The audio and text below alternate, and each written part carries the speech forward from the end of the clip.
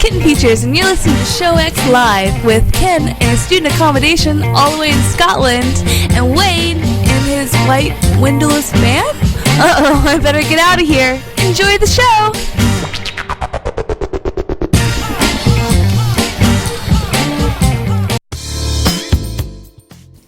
Hello, everybody, and welcome to Show X on VTWProductions.com. You're listening live. I can't hear you, sir. What? No! I can't hear you. I don't know if anybody else can. I don't know if they can hear me, but I cannot hear you anyway. Oh, I can hear. Okay, let me do this. So, I changed. I can hear the music, so you're definitely coming. Something's coming through. Hello. It's just your microphone that's not. Okay. Try this one. Hey, here we go. Can you hear the background music with this? Yep, everything's fine. Okay, so unfortunately what I had done is I had changed audio devices on a few things, and in doing so, of course, Skype said, I will help you out and switch all your audio things how you need it for you. And thus I was working to get it... Skype. Yes. And so I was able to get it back, but that was the part I wasn't sure as whether the one to you was going to be me or just music. And so that's what I did there. But everyone else could hear me, so that was my fault. That's good. All right. But as I was getting to say, you are listening live at 2 p.m. Eastern at the 26th of November, 2017. We are joined by our good friend Ken. How are you doing today, sir? Hello, my man. I'm pretty good. I'm in a good mood. How are you doing? I am doing well today after finally getting some sleep and coming back to the real world. Wait. You slept an appropriate amount of time? This is the first time in about a year I've heard that. Ish. Sort of, maybe. As I'm jumping around trying to do a dozen things, as always, but I do think I finally gave myself a little bit of time to sleep. Good for you. But we are going to go ahead and get things kicked off with a little bit of functional deviations. And as we do so, for those listening in live today, there's an opportunity to try to listen via audio stream again as I am testing a Shoutcast server. This one not, unfortunately, provided by Alpha Geek Radio, as I haven't heard anything back from them.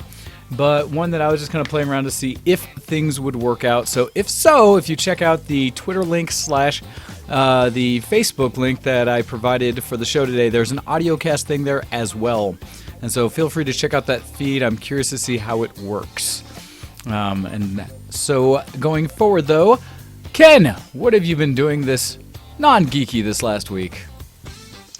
Well, so I've got a couple of things here, and again, it's always difficult to tell the boundary between geek and non-geek, so I'm going to kind of mention the purchases of certain items this week without really discussing the items themselves too much.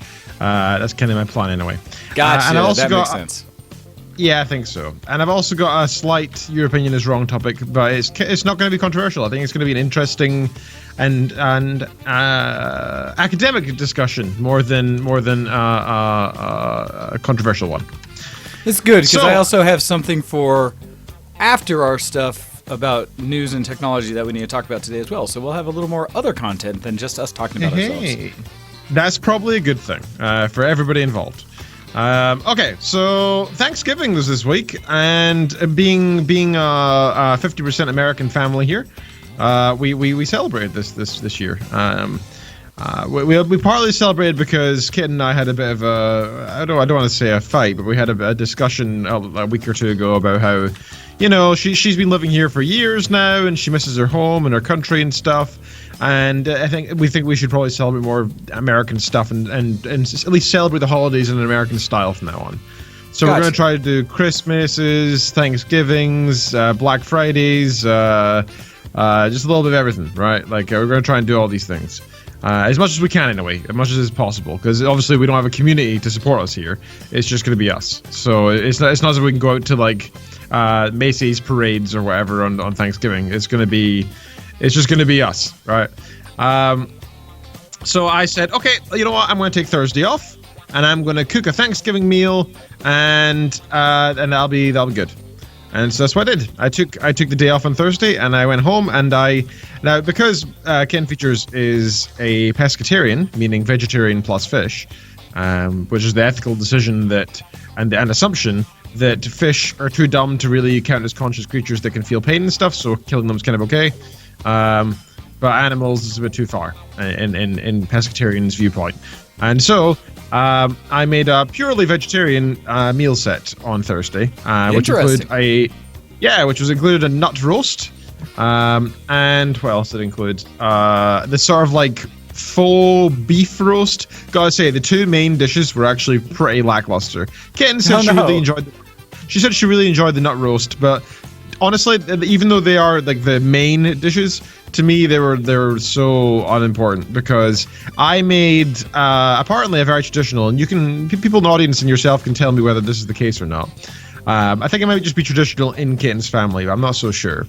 But it's sweet potato mash made with brown sugar, cinnamon, and pecans.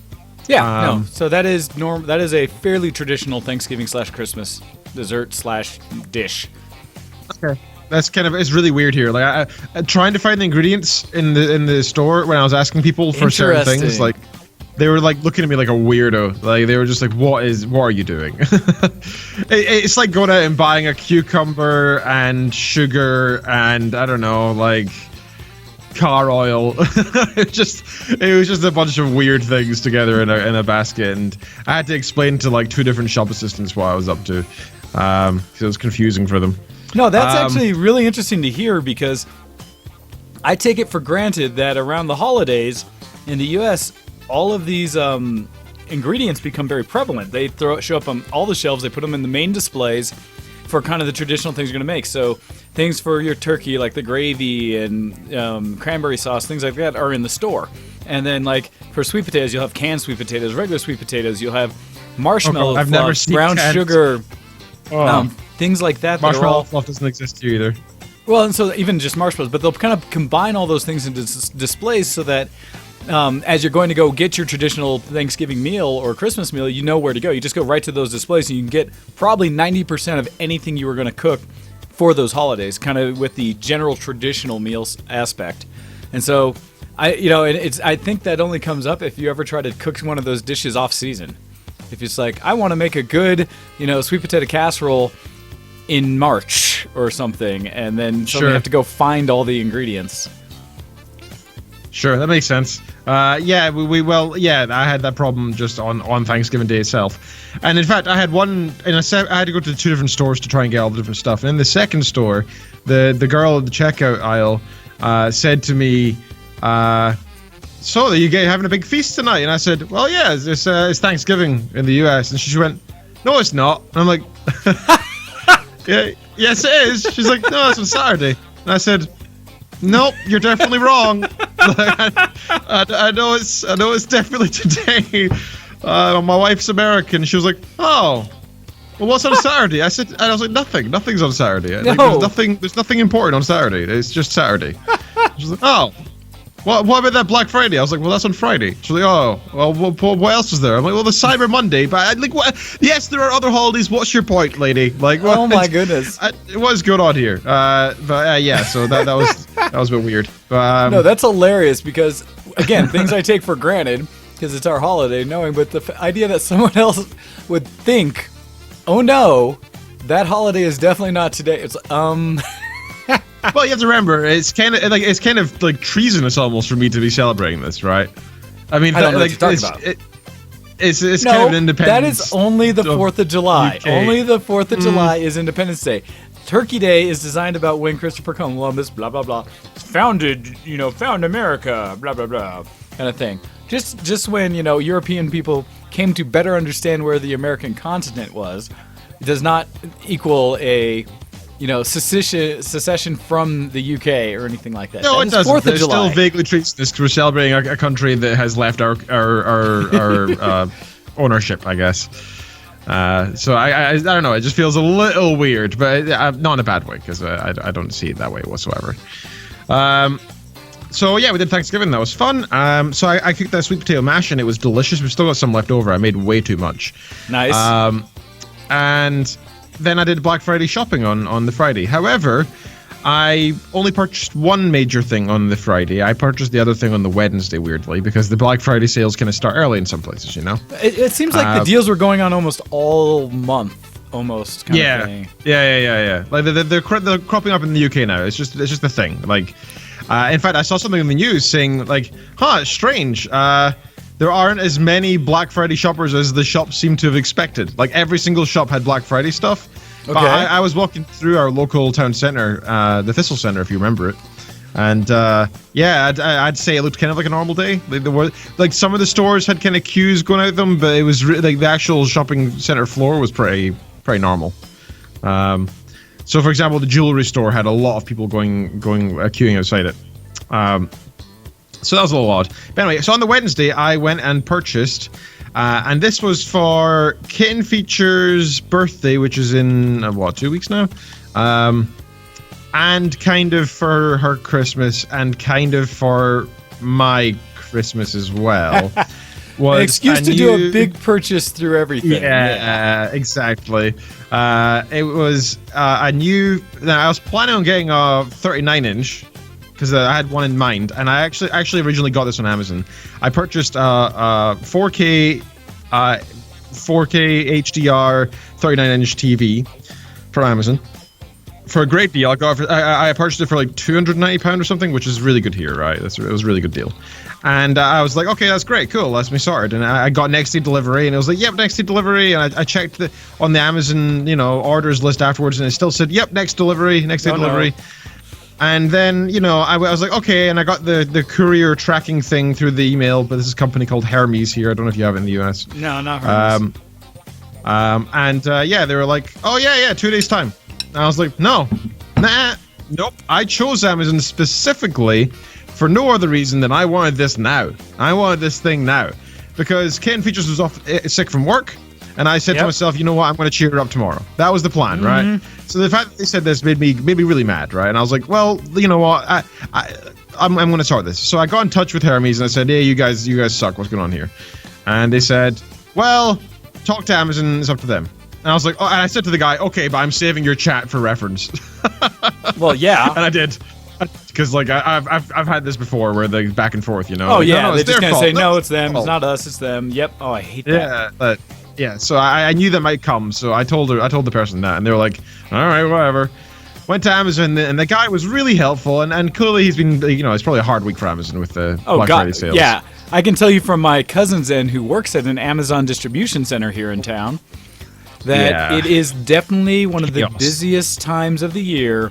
And holy cow, did he talk about the percentage overfilled that their distribution center is, and how, just a ridiculous amount of business is going through right now. So yeah. So I was talking to this guy on the phone, and I said, like, look, man, I understand your predicament here, like, but I am mad, but I'm not mad at you, right? Like, I don't blame you for this. Not you personally. And he said...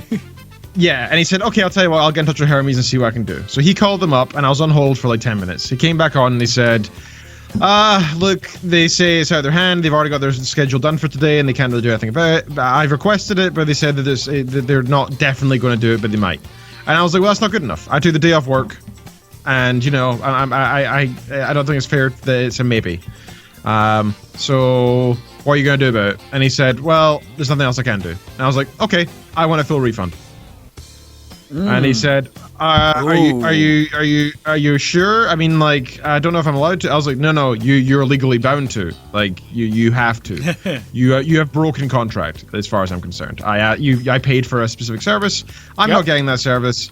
I want my money back. I want it now." And he went, "Okay." He went and talked to his manager. Came back and said, yep, no problem. You'll get your money's on the way back. Really sorry this happened to you.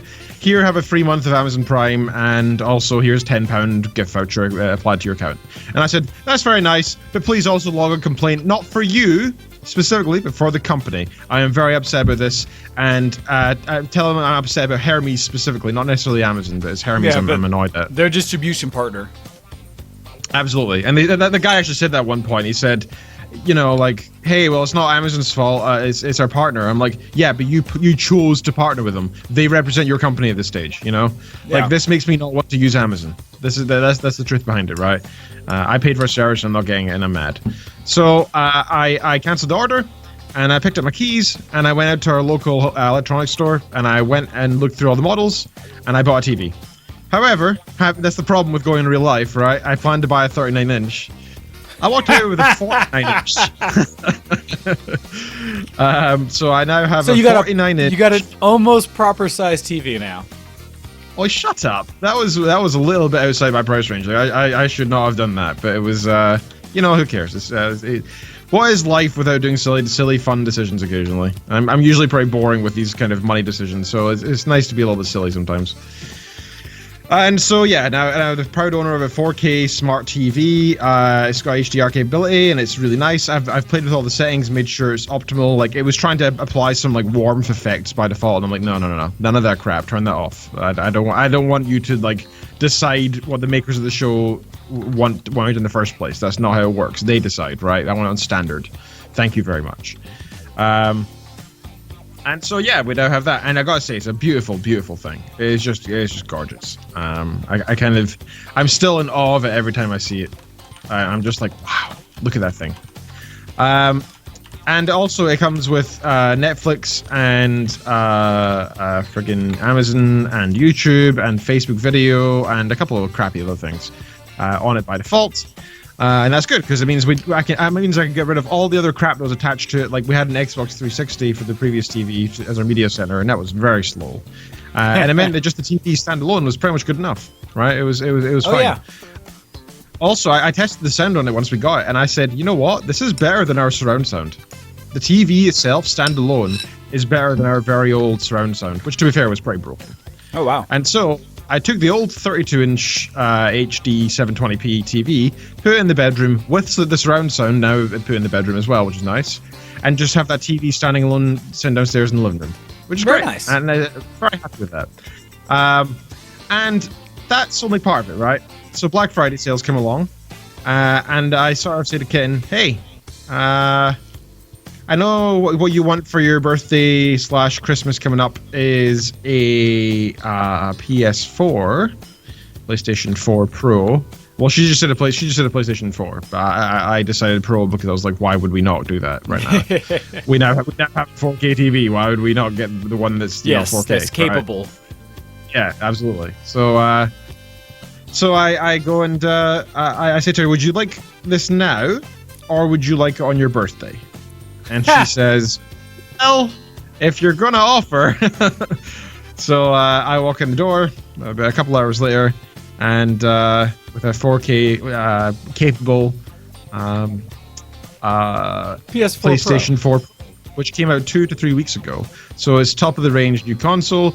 And yes, I know it's not PC, and I've had people say to me like, "Oh, I thought you were a PC master race. Why are you buying this crap?" And I'm like, "Well, you know what? Like, this isn't really for me. It's for my wife, first of all, and this is what she wants. And besides, a TV is a PC even compared to the TV plus PS4 is still going to be more expensive, right?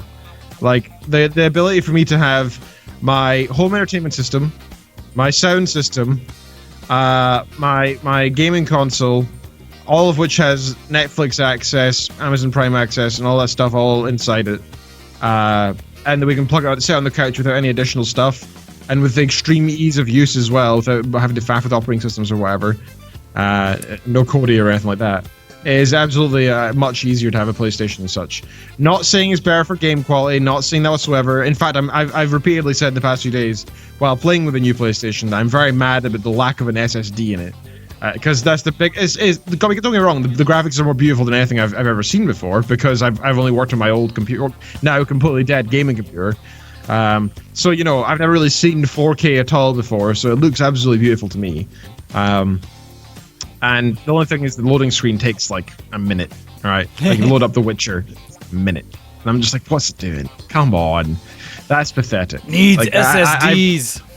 It needs it so bad. I wish I could install my own. I don't know if that's even possible. I haven't really looked into it, but if I could, I would, right? Like, the 1 terabyte space is nice inside it, but, I'd rather have a 256 SSD. Much rather. So yeah, those are the things I picked up, and I'm also going to mention that with the PlayStation 4 Pro, it came with Call of Duty, the newest one, Gran Turismo, which I do not care about whatsoever. We played it for like 2 minutes, and I was like, all right, well that's as boring as I remember racing games being for the past 50 years. Nothing's changed. Good to know. And yeah, then that was pretty much that. I picked up Skyrim for Kitten as well, so she can now play Skyrim again because she adored Skyrim on the Xbox 360, and she's in love with it on the PlayStation 4 Pro. It just looks so much nicer, so much smoother, and yeah, and plus it has mods, which we'll talk about a little bit later. And I've also downloaded Loadout, which was free, which is cool, so I can play Loadout. I downloaded Neverwinter, which was free, which is cool. I also purchased The Witcher, which was like 50% off on the one of the local stores, down to £15, which is well worth it for such an amazing game. So I'm finally managing to actually play The Witcher, by the way. Finally, after all 2 years or whatever ago, you bought me that, sir, and I still haven't been able to play it until now. So I'm so glad I can finally play it. And yeah, I got a few more things I can talk about, but we'll talk about that later. Okay. So in terms of non-geekery as well, it was the last week of teaching this week, so I'm going to have a bit freer from now on, which is nice, until January when I pick up even more teaching. And I'm traveling to Ipswich tomorrow morning, so I've got that long haul travel tomorrow and all the way back on Friday. So 2 days of travel again the next week. Thankfully, won't interfere with the show, as you can tell by the fact that I'm here. Which we appreciate heavily. Thank you. And the very last one, I don't know if you want to save this for later or if you want to do it now. That's up to you. You wanted, or this one being the the discussion. Let's wait till after we do each of our creds and such, and we'll get into subjects. That way we won't linger too long on the front half of this. So no, that's very cool. And yeah, I'm gonna do similar about what I did for Turkey Murder Day, as well as what I did for some shopping and stuff, and we'll talk about more details of it as we get to our geek cred part to talk about what's going on. Quick problematic note for those who are listening in live, thank you very much, but also just a heads up that I am testing out other audio streaming opportunities for people that prefer to listen via audio, especially as I got some feedback, thank you very much, Sarathus and others, saying that they do appreciate the audio stream because it gives them something to listen to, especially when at work or doing other things that is low bandwidth and easy to consume. And so I found a free option out there that I'm trying to use, and I put it in the video stream notes, and I'll put it in the regular notes for people who want to check that out. And we may go to that in the future because it seems to be working, and it seems to be fine and happy on Sam at the moment, so we'll see how it goes forward. Anyhow, so Turkey Murder Day, as friends of ours like to affectionately call Thanksgiving around here, occurred this last Thursday. And it is good. Oh, so, okay, Hando, it says sounds digitized. That's good to note, because yes, it is a lower bit stream. So thank you for checking that out for us. And if not, I will try to find other options. But I worked out where we had a group of ours that normally we get together as this massive group of, maybe 20 or 30 of us friends that have been around and hanging out with each other since we were all in the military together. And that kind of started with when you're in the military, you tend to be away from your traditional family groups. And so in order to still maintain these big Thanksgiving type meals and everything that we enjoy, often we'll go in and just host our own kind of friends Thanksgiving. And I've gotten into that theme for, since I've lived here in Colorado with the military. And just because I have had some family in town that I'll meet up with on occasion, as well as, all the family I would normally hang out with back in Nebraska. So in this case, we were getting together all the local ones. Yay! But through some snafu of miscommunication, it went from this large group where there were going to be about 30 of us together in one place to some people had some family in town they wanted to focus on, so they wanted to do that, and then others through the communication kind of split ways, so it challenged us down to a group that I went with of about 12 to 15 of us, which is still great. That's still damn good, yeah. The challenge of this, though, was most of us had already purchased all of our food supplies in preparation to feed 30. And so there were several instances where people ended up buying far more food than they necessarily needed to for the group. But it was great. We had lots and lots of food to devour. I made biscochitos, little cookie type things that are New Mexican themed. My friend Zenko Ako came with me to celebrate because their family's all down in New Mexico. They brought like 3 pies from large box stores that, again, they were expecting 30 plus people. We had just all of the regular trimmings and such, and it was a wonderful meal. Had a good time. Got to help another friend in town who's recently in this area, kind of the same military thing, who's no longer in the military, but same kind of thing where she didn't have other family and such, so invited her to come as well and stuff. So it was good to kind of continue the tradition of just having a place for people to go eat and socialize and kind of have that Thanksgiving feeling. So much how you're talking about how it's just you and kitten features for the most part, for me it's kind of gathering all those wayward folks that may otherwise not have somewhere to go, bringing them all together and saying, here, let's enjoy this. That's really sweet. Yeah, and it's tradition for a lot of, like I said, military background, just in general, if you don't have friends or family right around you, especially family. So that went well. Was up late, or just kind of there for a long period of time. Afterwards, though, came back to my house as kind of a, quote, after party, where we had some of our other friends. In this case, our entire Tales of Asteria group came together to socialize and kind of just enjoy our closer-knit friend group after doing the bigger family events. It sounded like some of our wayward friends had massive amounts of people and in a way may have enjoyed getting away from the larger group. Just to kind of hang out with us, watch some TV, watch some... Oh, did we watch anime, movies? I know it's just a whole bunch of things. But what that led into was like a whole weekend where you've heard many times in the past where I've done a lot of these long weekends with my friends and had a just great time. Mm-hmm. This one we started basically a day early, which led to interesting things because then next day I had gone to work for a little bit to take care of some stuff, get some hours in. But then all of us kind of got together again to continue hanging out throughout the weekend. And that turned into like yesterday feeling like it was today, where we had seen each other for several days already. And we're like, man, why am I so exhausted? I think I only slept maybe 3 or 4 hours a night all weekend just because it was constantly... My clock is to wake up at 7 in the morning, and then we were staying up till 3, 4 later in the morning. Nice. All in good fun, having a great time, and allowing me to consume all kinds of good anime and movies, which is really, really fun. But in doing so, it also meant that by yesterday, I was done. I was so exhausted. That sounds like a blast, though, dude. I'm so jealous. I've not had weekends like that since my late teenage years, and that's a good 8 years since I've had a weekend like that. We've done it a lot, and it's a lot of fun. I am very fortunate to have a very tight-knit friend group going on right now. I mean, I always have had good friends around me, but I think I said it before where a lot of my friends have gotten different, of what's a priority for them because of family and stuff like this and having kids and whatever the case may be, different schedules, stuff like this. But finding a group of friends that really share some of what normally would have been my own introvert type of activities, because prior to them, I never really had people to watch anime with or some of the movies I enjoy. There's some things my cousin will go to a movie with me, but there's a lot of the ones I want to see that I would search around trying to find friends to, do these things with. And so it's really nice having a group that share enough of these things that we can all kind of come together a lot more often. And can I just say, speaking of Thanksgiving and being thankful, that's one of the things I'm really thankful for the internet for that reason, because I never really... I had a very small group of gamer friends in high school, and it was very much seen as this outcast kind of thing to do. And having the internet to see that loads of other people do this and loads of people play games and it's an incredibly normal and fun thing to do was great. And I think the internet's really brought us together in that way as a society, is that all these different introverts can come together with their individual what would normally be kind of isolating hobbies and find others like them, and they can do these so-called isolating hobbies together, Yeah. And that's sweet. I love that. I love that.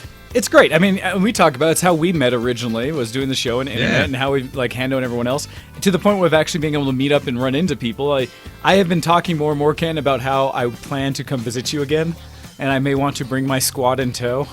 Hey, great. Fantastic. So, we will, as also kind of to not scare you and Kitten Fidgets too much, we are used to sleeping in small quarters all together in in a group thing.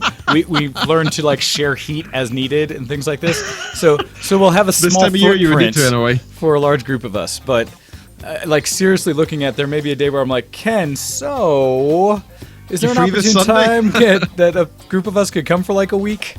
Because I'm very seriously considering setting that up. Anyhow, That's cool. so we've been hanging out. I won't get into all of that stuff so we can actually have serious technological discussions today. But in doing so, some of the other things we ran into is found out that my cats, so give an update, still ebb and flow with what the kittens are doing and how social they will or won't be at any given day. Today was okay. Yeah, I've got newer scratches and scars from other things that have happened throughout, trying to catch them at times. But I'd like to think it's been a good progression. I still have them locked up in my weight room right now to make sure they're accessible, so they realize when I come in to see them, they have to deal with me and can't go hide in a corner. But, well, because when I give them access to the entire house, they can just hide. And they don't have to actually, like, interact with people. And so because they started as feral cats, we're trying to make sure that they learn that people are their friends and okay, not just someone who provides food and they run away, right? And so it's some tough love, but so far it's been doing fairly well. But in doing so, and would go into that room and more walk into it like, oh God, ugh, this room smells like dirty cat. And wasn't sure what exactly it was because I vacuum, I scoop their litter and kind of clean up, make sure there's nothing messes around. But still, the room was just reeking of just smell. Yeah. So thanks to Hyde, who suggested it as well as went around and did some Black Friday shopping, went by Petco or one of PetSmart Petco. I think we were at Petco, but they were having Black Friday sales as well, which is like 50% off a lot of things. And in doing so, we found, and I didn't even know this existed, but cat shampoo that is a dry shampoo. It's not meant to be actually with water rinsed. It's something that's designed pre-made so that you just scrub it into them, and it's safe for them to lick off themselves. And in doing so, it loosens up and kind of gets all the things and deodorizes and stuff like that. So thanks to Hyde and Zenko Akko, we all got together and scrubbed down the two kittens, and they smell so much better. The room smells so much better. I have now come to realize it wasn't that they had made a mess somewhere and it wasn't their litter. It was them. Because these cats, and we were jokingly about it, saying that maybe they like the filth. I don't know. But I was very spoiled by my previous cat with Cleo because she was a bit of a princess in that she really took care of herself. She probably spent just as much time grooming herself as she did sleeping or any other activity. Where these two cats, I don't think even understood that was a possible thing. And so, well, if they're feral, they may not have ever seen the need to because they were always dirty, right? Exactly, and that is a consideration. One of the thoughts about it. What a shame. Hopefully, because of the way this soap worked, they actually groom themselves to dry off, kind of thing. Hopefully, this will help teach them that this is a good thing, and they will continue it. Because dang it, so we'll see. But I'll probably pick up some more just to have on hand because that helps significantly. Have you tried looking at some YouTube videos about this? I imagine there's quite a lot of like cat care videos where try and make them clean themselves, especially the ones who used to be like in the streets or whatever. And I probably do need to do some more research. I wasn't originally just going to take them into the shower and actually wash them like I had previously with cats, but that is also a very risky, difficult thing to do. Yeah, because I don't want to go in with the full set of armor I need in case the claws come out, and also get it wet. So I don't normally would go in like my swimsuit or something, and like hold them down and try to wash them. But cat claws. I do similar with the dogs. It's always a strange thing when I come out with two really wet dogs and I'm nearly naked. Yeah, exactly, right? But in doing so, you're also risking yourself to exposure to sharp objects, teeth, and claws by not having, thick clothing on or something, or rawhide gloves, or what might be needed. So I really liked this soap that Hyde found and worked with that. Also picked him up a new cat bed because I do know that at least Midna likes to hide, but this giving her a place that I will say is appropriate for her to hide instead of behind or under furniture. This being something she can call her own and be comfortable in, which she seems to be using a lot. Tetra still just kind of runs around and is a fool.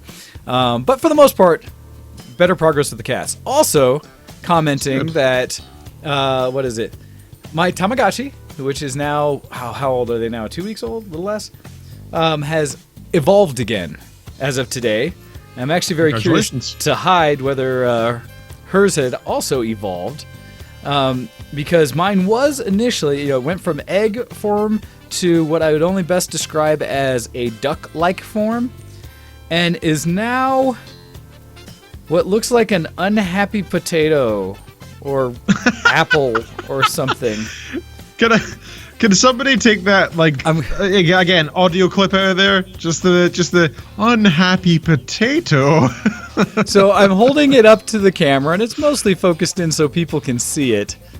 That it's running around. Looks like it has an unhappy face, little eyes that look severe, and almost, I don't know, like I say potato, but it looks like it almost has like a little spike of hair on top or something.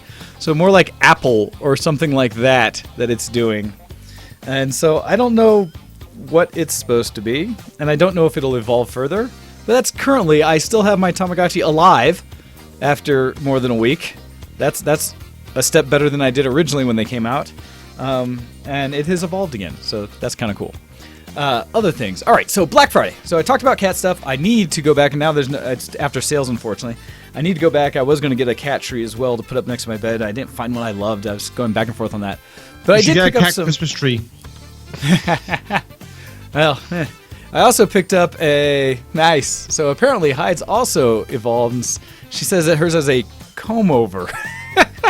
So I don't know if they're supposed to be more human-like or not with the Tamagotchis as they go to the next level. Oh gosh, so bad. So we still have other things I'd like to get up, and it's interesting because, like you said, with the sales, everything I purchased on my Black Friday sales were already on sale, I guess. Except for the one I found at Big Box Store at Best Buy.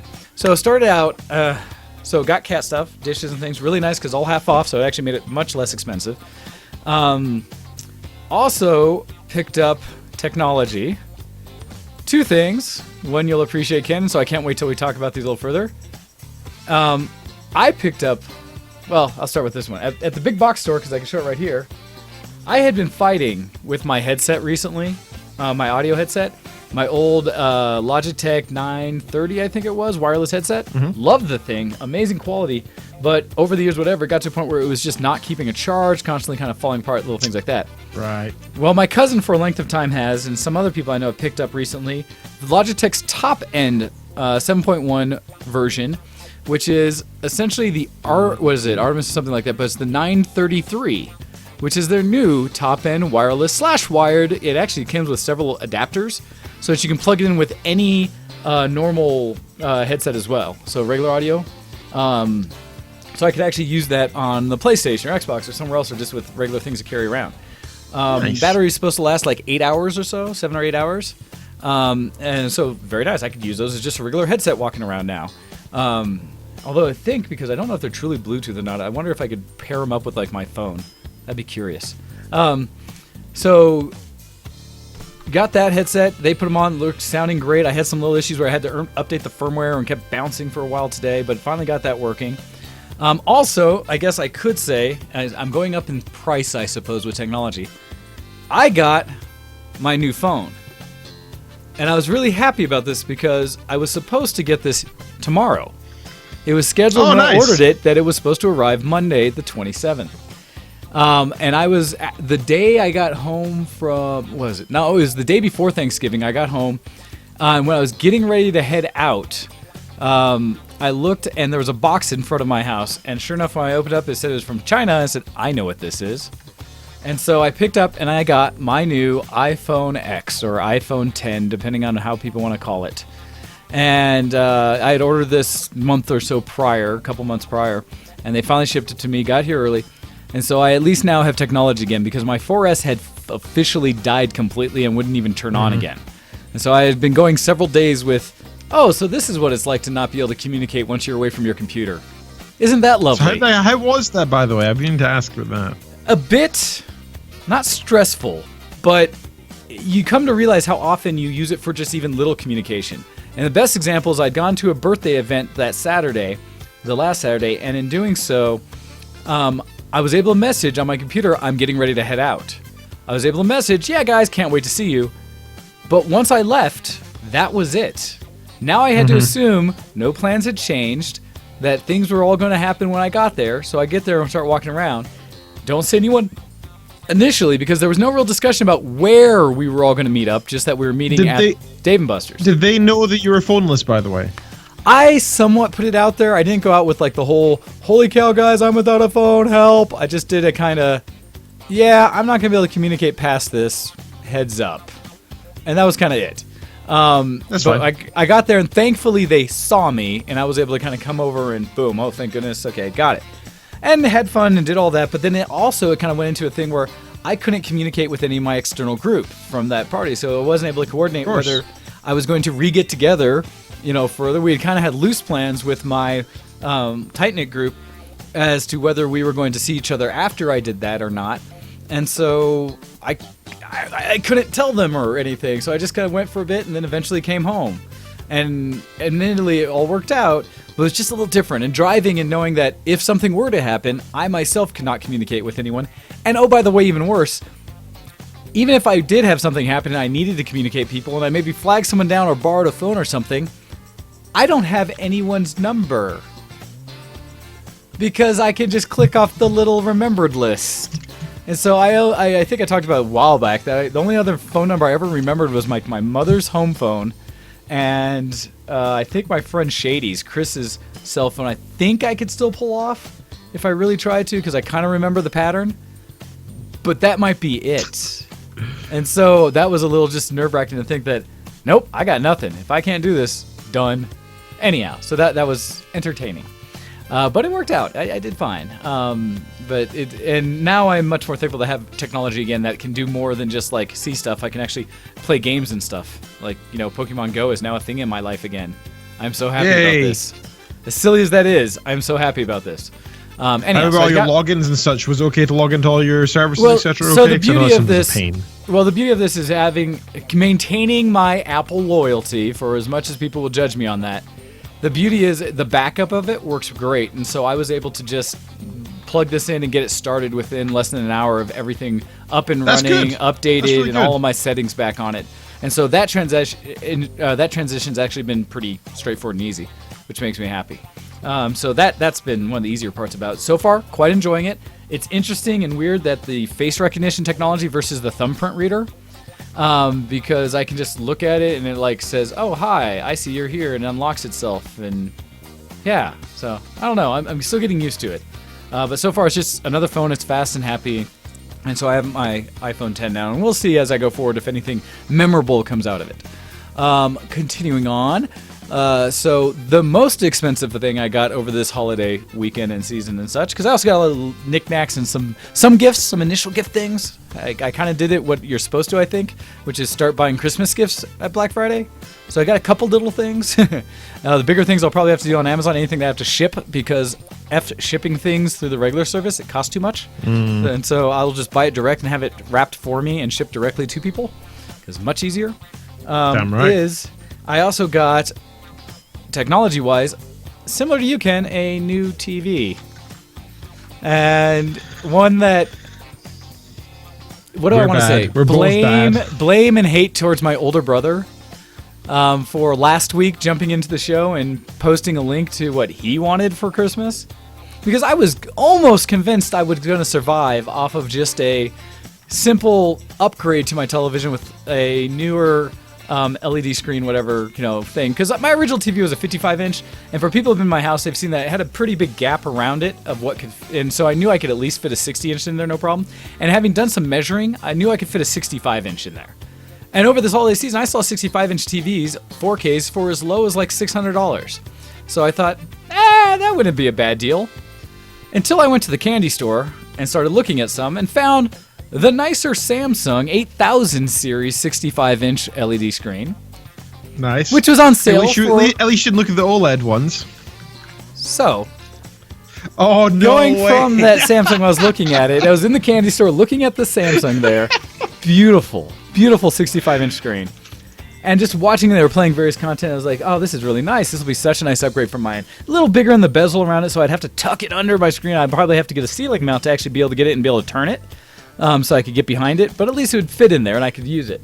That's nice. And so I was really considering it. They had one on sale there for $1,200, which was like $700 or $800 off the retail price.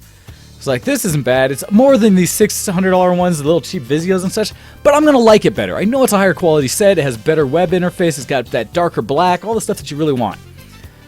And I was sold. I was ready to get this thing. I looked around online. Everywhere online was like an extra $100 than what locally this big box store had, which I was like, oh, awesome, Micro Center, Candy, you guys are doing great for the sale. You're actually beating in all the online stores by $100. Oh, awesome. Let's get this. So I'm all set looking at it. And then as I'm waiting for a guy to kind of check the stock, see what they had in stock, I keep looking right next to it, below it.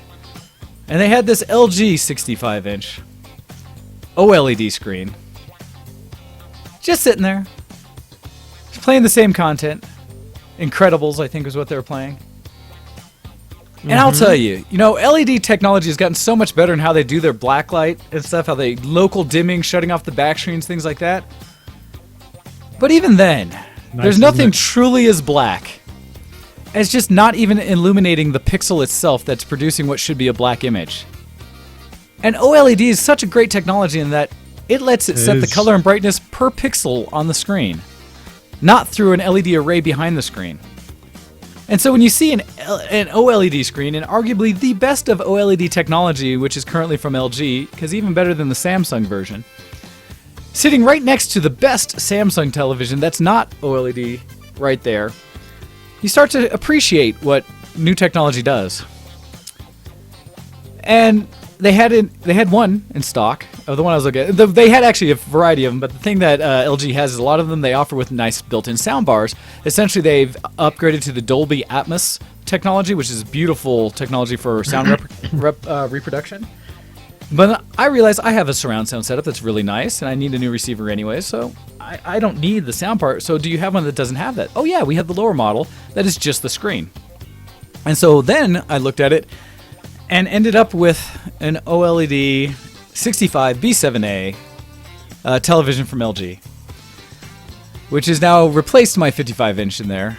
Fills the space beautifully in all of its 4K OLED glory. I can turn off the lights in my room, and when you're playing a movie, the black bars are truly black. And when scenes get completely black and darkened, then they disappear. And so it's gorgeous. And totally worth. So you're happy with your purchase then? I am not unhappy with it. Have you managed to tear yourself away from it? What have you been using it for so far in the past couple of days? So, as I will transition us off of our non-geek stuff to talk about geek, we can get into some of the details of what we've been doing with our new technology. Last minute things also is I did some shopping where holidays, so that keto thing I was doing. That's failed over this couple days, and am I suffering for it? Well, I've been eating holiday food, and so sure, pumpkin pie and mashed potatoes and breaded desserts and foods of various kinds are not keto friendly, and I have noticed because oh boy did I put on some weight, and I'm trying to finish up. This is my last day of eating poorly, and then I get back on the diet until Christmas. And so I'll be better, but as I'm eating both, and I finished a slice of apple pie, finishing up this pumpkin pie slice, and about to eat another little streusel thing here. Yeah, so there's that. Just saying. But also had the opportunity yesterday to go to a what was it? It was a bazaar. It was a shopping thing that was set up somewhere up north that I picked up some food. Some chocolate stuff that I may or may not have, dark chocolate, so it's actually okay for me to snack on. But also I picked up, in prep of getting back on keto, there's a booth there selling cheese curds, and I'm super excited because I got a bunch of cheese curds. Essentially, it's little bites of cheese, if you've ever had our squeaky cheese. They have a certain texture to them if you eat them, but really full flavored taste for cheese. But they had several flavors of them. I picked up just a cheddar, a jalapeno cheddar, and a dill. I think it was a dill and garlic flavored. That I'm super excited to have through the rest of the next week or so for getting back on my good diet. So we'll do that. All right. But I wanted to mention that now we're going to switch over and we're going to say... I'm a geek. Are you a geek? Geek cred, level up! So Ken, would you like to talk us through some of this technology you've purchased and what your experience with it has been? Sure thing. So, I picked up, so first of all, this new TV. I picked it up and it is very nice. It is very pretty. It makes me very happy, and it makes my wife happy. And the one friend we've had round was very impressed because she remembered what our old. So to really emphasize the improvement, the previous TV I have had for. I originally got it for doing well in my standard grade exams 11 years ago. Okay. Nice. So it was one of those newfangled flat screen TVs, 720p, 30 hertz refresh rate. Probably cost a bomb at the time. And it came with 3 dead pixels in the dead center, right next to each other. Oh, God. And the warranty said it had to be like, if it was a cluster, there had to be 4 pixels or more to be returned or whatever. So yeah, we were stuck with that, but we didn't really care. We just colored. They were green, so I got black pen colored the bid, and it was fine. And I've had that for like 11 years, and so finally, that's now in the bedroom. It's now a downgraded TV, so it's no longer our main TV, which is nice. So really enjoying it for that aspect. But the things I've actually been doing with it, so yeah, I've been watching Netflix, Amazon Prime. There's quite a lack of 4K content readily available, I have to say. There's some, but there's only a couple of things. Like if you go onto Netflix, there's actually a category put aside for them because they're not the norm. Well, right? and it's interesting too with Netflix because I had to upgrade my account to allow for HD streaming. Yeah. So I went from $9 or $8 a month or something for regular to like $14 a month, almost double, to be able to allow for the HD streaming of 4K content. What's interesting about that is under their 4K label, they have 2 things I've seen. One is Ultra 4K, like Ultra HD 4K, and the other one is it the Dolby Atmos? No, it's some other kind of mid-category that is a higher definition than 1080p, but isn't labeled 4K. It's some kind of, what's it called? I don't know if it's like various something, but there's some other category they have in there for whatever their higher, resolution is. But the nice thing is most of the actual Netflix content brought by Netflix is in 4K. So there's shows like all the Marvel shows. I was watching Punisher, as well as things like House of Cards and Orange is the New Black. All the kind of Netflix-based ones are pretty much 4K throughout. And so you at least get those. Okay. The other place I've seen it is Amazon Prime. They have 4K content. That I've seen. They have some very specific 4K. Some of the things kind of like some nature shows and stuff like that. But I believe the new, I was going to say Top Gear, not Top Gear, Grand Touring that starts in another week or so will also be in 4K. And so there are some titles and things like that. But anyhow, continue. No, that's all right. So yeah, that's been pretty interesting playing with it and seeing what stuff's available for it. Now, that doesn't mean that the HD stuff doesn't look good in it. It's just that you can I can now tell the difference between 4K and HD, right? It's kind of an obvious difference when you're now used to it. So it's good. The PlayStation. Let's talk about the games I got there. Let me move these all down actually. So first of all, I downloaded Neverwinter, but I haven't actually played it. I downloaded. Let's talk about Dungeon Defenders first. Oh yeah. So Dungeon Defenders 2 came out, and I got it because it's free, more or less, and also because it's the only game we have that's split screen co-op. Oh, that's important. And doesn't cost anything extra. And is not just like online co-op. So for example, couch co-op. It's the thing so that you and Kitten can play together.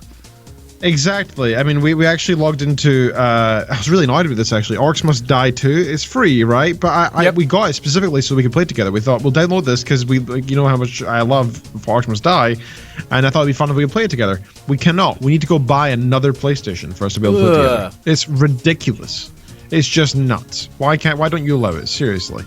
So we decided to get Dungeon Defenders 2 because it was kind of a similar idea, and it's an interesting game. It's clearly not targeted at gamers, but at the same time, it's like a much more advanced version of Facebook games. It's like this weird middle point, and I can't quite decide if it's enjoyable or not. I wasn't particularly enjoying it when I was playing it, but that doesn't mean it's bad, right? It just means that's interesting because that's one that my cousin Hostel Prey has put hundreds of hours into, as well as I think my little brother. But they got to the nuances of like all the little things of min-maxing how you can play that game, and so they have really played the heck out of it. I think that's the one, and so I'd be curious. But yeah, by all means, I'd be interested to know if you play it more, what you think as you spend more time on it. Yeah, absolutely. I'd be happy to share. But so far, it's not the best game out there. Let's just say It's got some nice complexities and stuff, but I can already see all the parts where it's like, hey, spend money and then you can get some more stuff. And it already felt quite grindy at the very beginning as well, which wasn't good. So that was pretty annoying. But Kitten seems to be enjoying it, so there's that at least. That's good. I'm glad that she's getting some enjoyment out of it. I really wish there was another game we could play. Like maybe I should try Loadout. I don't know if that has co-op or on single screen or not, because that's a lot of fun, that game. And the only problem is when I started playing, it took me forever to find the server, and then I lagged out, even though it was streaming 4K like 2 minutes before, and that was no problem. So I was like, that must be something on their server side, or something drastic has happened maybe. But it seems just a bit weird anyway. So other than that, I downloaded whenever and actually played it. Got Skyrim, and so the mods on Skyrim. So the way the PlayStation does mods is quite interesting. Okay. Now, every single mod that I looked through on the marketplace, well, at least the ones that I clicked on, because maybe it's just with the kind of type that I prefer, were all also in their descriptions mentioned how that they can also be found on the Nexus. So Nexus mods. Yeah. So I'm guessing the makers who made the Nexus mod stuff also just had it, available on PS4, right? Yeah, you could, as long as you registered, I think, with the Steam store itself, or I mean, not Steam, the Bethesda with their store, that they would be able to allow it to publish both ways. So I think that's all they were doing. That makes sense. And it's completely free and everything, and there's loads of mods there, but it's not as many. There's lots of them missing. It's kind of content controlled. So I imagine there's like a filter that prevents all the weird pornography ones, or there's also a limit, I think, to the size of some of the mods you can do. The texture ones are pretty minimalistic. Yeah, because the ones you could do with some like the full expansion mods, where you do entire new worlds and stuff like that, can be massive. Some of those are gigs at a time, and I don't think the stores allow for that. The built-in. Which is a shame. I'm not okay with that. I don't see why they don't just offer the full thing. They should. They absolutely should. But regardless, that's just the way it is, whether I like it or not. And so it's still good that they have mods at all. That's an improvement from having no mods. So there's that at least. Now, some of the mods are quite interesting. Some of them are like pure cheat mods. Some of them aren't. One of the things they heavily emphasize is that as soon as you have any mods installed, you cannot get your achievements anymore. Yeah, anything that can break achievements. Yeah, so I understand that, because there's quite a few of them that are just cheat mods, and I can see why there people like cheat mods on the PlayStation, because generally speaking, the PlayStation's always been a kind of restricted platform for that, so they don't have the ability to do that like PC gamers do. Like at any point, a PC gamer playing can just sort of drop open command line and just be like, hey, spawn any item you want in the game, spawn enemies. Yeah, like the cheating, your health. Always there. So we're not fascinated by it. We would never have mods for that. We don't see the need for it. But I can see why PlayStation users would be kind of fascinated by that. And the mods are pretty fun. There's some good stuff in there. We got some extra followers. Added a bunch of sounds to the game. Some graphic stuff was improved. For example, lighting and ambience was and more grass, and modified some towns. But for example, stuff like open cities just doesn't exist. It's just open cities is nice, but yes. Yeah, I like that one too. So there's quite a few I'm missing while playing it. However, there's still lots that are still there. So I can't complain too much, because at least they've got something there at all. However, there's also something called the Creation Club. Now, the Creation Club, and to be fair, I can't really blame them for what they've done. The Creation Club is mods that are paid mods. You can pay for mods that have been made by Bethesda, though. Gotcha. So I think to myself, you know what? It's their game. They can have paid mods if you want. Admittedly, if you do that and don't have normal mods, I'll never buy the game, right? Like, so I have no reason to give you extra money for your effectively laziness by making other people pay for content that you did not make. I would find annoying. And to be honest, they shouldn't even call it mods, and I guess they don't. They call it Creation Club, right? Because really, that's just DLC. If you really want to get specific. So I kind of hate companies to do that. But hey, they have both mods and Creation Club. So you know what? Fine, have it that way if you want. And inside the Creation Club, there's only like 9 things, and one of the things it has in there is like survival mode, and then there's like some items you can get. And then that's it. And I looked at it and I was like, I don't want to spend money on this crap. I don't even like survival mode. To be honest, I find I like survival games, but it just feels so forced and badly put together when I do it in Skyrim. I just wouldn't want to play that way. And so I don't. and so I don't ever want to pay money for it. I would even get it was free, so makes sense. Yeah, so that's all the games and stuff I've been playing, I think. Nice. Oh yeah, sorry, Witcher, of course, The Witcher. I got this for Kitten, but I kind of started playing it a little bit, and oh man, it's pretty good. After trying to play Skyrim myself on the PS4 and then playing The Witcher, to me it's like a more modern and just better Witcher, better Skyrim, because it covers everything that I wanted from Skyrim and a bit more. Like the crafting system, and it's more complex. And there's the open world aspects a bit more open world, I feel. And I don't know. I just love The Witcher. I really do. It's just a beautiful world. The music's also beautiful, just like in Skyrim. The only thing is, this is a modern game. This has come out in the past 2 years. Whereas Skyrim is now like 5-6 years old. So it's a fair bit of a difference. It's a fairly old game versus a fairly new game. And yeah, it's just so much prettier in 4K and HDR. Oh man, Witcher looks just friggin' beautiful. Like in one of the tutorial scenes, you don't have to, but there's this little balcony you can walk out on if you want to, and there's just this absolutely drop dead gorgeous mountain scenery there, and I'm just like, holy crap, that's just sitting there. It's not like it's zoomed to it to try and force you to see like, look what the developers did. We spent a lot of money on this. Look what's here. Nope, they were just like, yeah, there's a backdrop here. You don't need to look at it. That's okay. It's up to you. I found that nuts. It's something that you'd think a company would try to put forward, but it just shows how good this game is. They don't need to say, look at where we spent our money, because it's all good, right? That's what makes it good. That's what's really neat. Well, it's one of those games that I think, it was just described as being one of the, it's a super pretty game, right?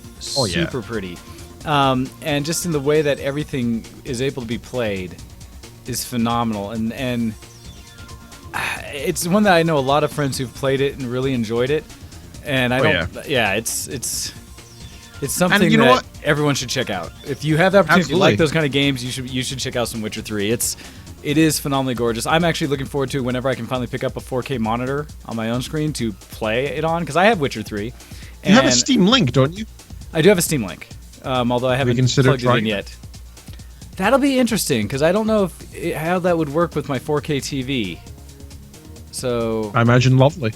I will have to try that now that you mention it, because when I talk about my TV tech, one of the things about it will be that the new TV is so good that I am not using the PC that's behind it right now, because the apps that are built into it are so well done and the interface is so good. Yeah, I can just use it and my Xbox, whatever I have, the Xbox S or whatever, Xbox One S that I have. And so, yeah, I'll have to see if I can do that, because my screens on my computer right now are only 1080p ones, but the television being 4K, I'll be curious if I can render 4K to the television. That'd be awesome. Yeah. So, yeah, I'll have to play with that. Yeah, cool. Yeah, because it's well worth playing, and if you can play it, like, because that's what I was saying, like, this game's beautiful as it is in the PlayStation 4, and what I said to Kitten when I first gave her the PS4, I was like, look, this is the best you're going to get on console for the next couple of years. The only way you could get any better is to spend a couple thousand on a good gaming PC. So, and it's just a beautiful game. It's just so pretty, and I love the fact that it's a real adult game. Like there's actually some adult elements to it. Like there's loads of swearing, there's sex, and there's good violence, and it's unlike Skyrim, all the which things is adults do for fun. Yeah, it's just in there, and it doesn't make an apology for it. It's a gruesome, horrific world. It's dark, and there's lots of darkness in it. It's not just a nice, happy story. The rant I go on that not every game is meant for kids, not every movie is meant for kids, not every animated thing is meant for kids, that there are adults who like all these things, so it's okay to make adult content in all places. Absolutely. Yeah. And The Witcher does that, but in a way that's not like, hey, look, we're swearing, we're cool, but more of a just like, no, this is just a really dark world this is based on. There's a lot of sadness. It's just natural. Here. Yeah, it's just and very people natural. are going to be sad and upset and swear, and there's going to be gore and so on, because it's a sad, sad world. That's the point, right? It's not glorifying it. If anything, it's doing the opposite. It's saying, look how crappy this is. Look how bad their situation is that they need to act like this. Look at the depravity they act with because of their horrible situation. So yeah, fantastic game. Couldn't recommend The Witcher more. And I'm only like 2 hours into it maybe, but it's just a beautiful, beautiful, pretty game. Nice. Yeah, it's all the games there. Okay, so I also played Pathfinder this week, again. So second time playing with these guys. I'm a bit worried I was kind of annoying this week, to be honest. That's kind of the first thing I want to say. So that's me every interaction I have with anyone. Well, I think I have good reason to feel that way. So we're playing, and originally the first time we played, I was given a random card to play pretty much, just this half orc sorcerer dude. Whereas this time they gave me like I was allowed to go make my own character, so I made this like gnomish bard who is chaotic neutral, because I really wanted to play them as the gnomes are described in the lore. Where they're very whimsical and they go off and do as they please, and they sort of like their idea of an achievement is often much different to the party that they're with or other people around them, and the other races don't really understand them. For example, if you're exploring a deep dungeon and the goal is to try and kill the big bad evil there, and the gnome sees the ability to, one, kill the big bad evil, or two, go down a set of stairs that will put them to the lowest part of the earth that they've ever been in.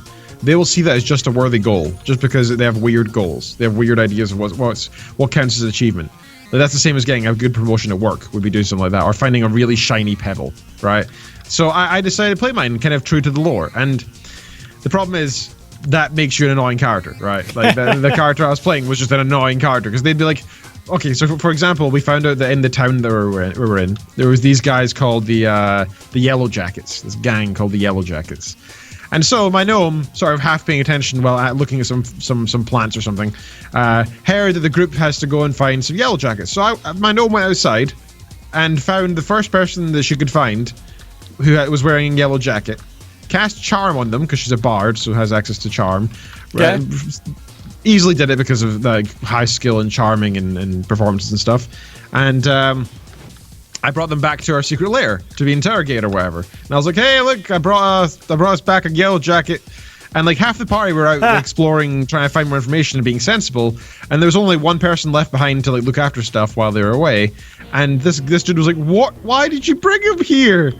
And so the first thing I said to him was like, well, are you part of the Yellow Jacket gang, or are you just wearing a yellow jacket? And the guy, under the influence of my charm, like instantly just told me whatever he was thinking. And said something along the lines of, oh, well, I wanted to look kind of tough. So I wanted to wear a yellow jacket so people might leave me alone because they'll think I'm in that gang. And we're like, oh, well, you're useless then. And we're playing an evil campaign, so we just took him down the dungeon and killed him. But the thing is, like, I just endangered everybody, and it took half the game to, like, work out what we were doing and how we were going to solve the problem with the fact that I, like, brought a random person to our secret dungeon and people saw me bring them there. And yeah, so at the end of the game, one of the guys said to me, like, look, we're good. You need to be like less of that guy. And I was like, all right. I was trying to play the character, but you know what? Like, fair enough. Like, I'll the balance between full role playing and general fun, which can be tough. Yeah, because that, like, I've been reading online, and that's kind of what people have been saying, is that you should. Well, they've been saying the opposite. They've been saying that you should play to character. Don't play as a video game where you're trying to like succeed. Play it as D&D, where you're playing as a character, and they come with all the difficulties and the good points that come with that. And so I was trying to do that, but yeah, that's not actually what people want, I think. So I'm maybe going to make my guy still follow that kind of path, but preferably without being annoying. So still try and follow the goal, but still maybe do it in some less than efficient ways, you know. But it was lots of fun, really enjoyed it, and I'm really glad the guys are still keeping me on. I can't attend this week, but they're kind enough to let me Skype in on Tuesday so that we can still do it through Skype. So that'll be good fun. The beauty of technology. It allows us to do our campaign when I play D&D on Sundays, where my brother, being remote, is our DM. Thank goodness for Skype. And services like Roll20 that allow you to play and share resources online. So yeah. Absolutely. But yeah, I'm just going to get those guys to roll for me and stuff, which will probably be easier. Then that way they can trust me as well, you know. They don't have to sit and faff around the laptop either. Because we do it purely by pen and paper otherwise, so I don't want to disrupt that. Gotcha. So other than that, I've been playing some WoW. Just not much actually. I've really not been doing much. I've been logging in. I've been trying to log in every day because it's the WoW's 14th anniversary, 13th anniversary. This like couple of weeks, and so that comes with the bonuses of like There's a couple quests there for the event, and one of them is called it's like a lore quest, a history lore quest. All you need to do is go up to a historian in the Stormwind Library and say to him like, "Hey, I want to ask some questions on history," and he'll ask you a random question on the lore, and if you answer it correctly, you pass the quest, and you get a huge chunk of experience. And